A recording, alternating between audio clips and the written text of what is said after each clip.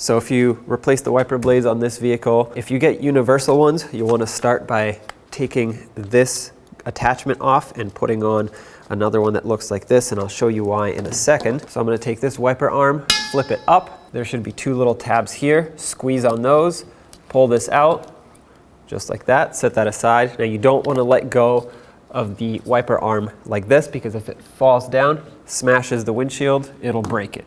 So I'm going to gently set it down by hand.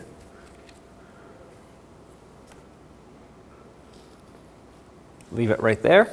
And now if you have a universal wiper blade like this one right here, you're going to have to take off this attachment, which is actually made for the hook style, and put on this one, which is made for the clip-on style. And this one will actually have two pieces to it. Take the top piece off by pulling out on this. So you want to remove attachment C.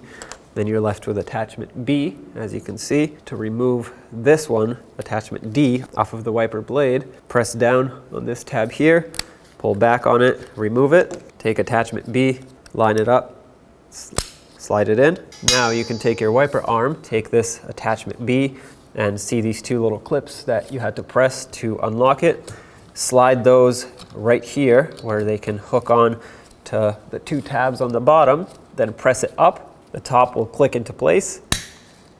There you go.